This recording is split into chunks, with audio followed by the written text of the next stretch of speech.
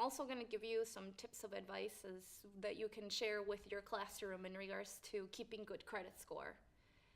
One of the things that I like to share with the classroom, as you will note in one of your slides, is about the balance that is owed on a credit card. And I like to tell the classroom that when they receive that credit card in the mail and the credit card holder says to them, you can owe as much as $500, to throw that right out the window and forget that they have a $500 available line to them and actually think that they only have a $250 available line to them. And that way they will never owe more than 50% of the allowed balance. I know that that will yield the best credit score for them. Another thing that I like to share with them is if they can pay off the balance in full before their billing cycle ends, that is the best thing that they can do, because if they are able to do that, that is going to give them the best credit score that they can.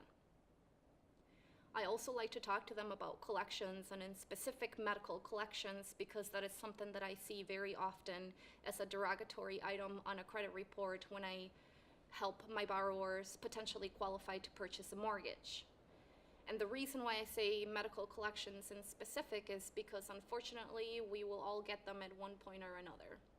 So I tell them this: when you go to the doctor or when you go to the medical, to do any kind of a medical procedure, the minute that you're going to leave the office, you should ask that office if you owe them any money. And if you do owe them any money, you should make a payment arrangement with that office immediately. That will avoid them sending it to collection. Same thing, when you get a bill in the mail for a medical bill or any other kind of bill, before they send it to collection, they're going to give you a chance to pay. So what you should do, or what you should tell your students to do, better yet, is to go ahead and call that company and make an arrangement with them. Because of the fact that you have made the arrangement, that will stop it from going to collection, and that will avoid a derogatory item on your credit report. I also like to talk to them about the store cards, because I think that that's kind of a biggie in the United States. We have the Kohl's and the Target and the Boston store and the JCPenney, and they all want to give us all these percentages off, and it's so easy to say, yes, I'll take your credit card because I'll get 10% off on this purchase. But that is such a terrible idea, because that just opens up more lines of credit, which is just not a good thing in my mind.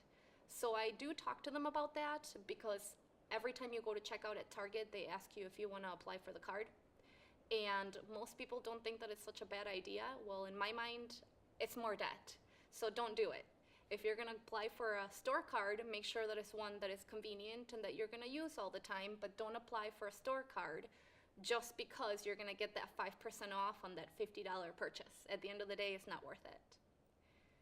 I also talk about the fact that some borrowers come to me with too many credit cards. And again, you only want to have about 3 credit cards, regardless of whether they're a store card, a regular card, or a car loan.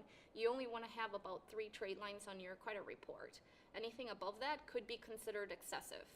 So I do talk to them about that too, because some people think that a lot of credit cards is what's going to give you good credit, and unfortunately that's not the case.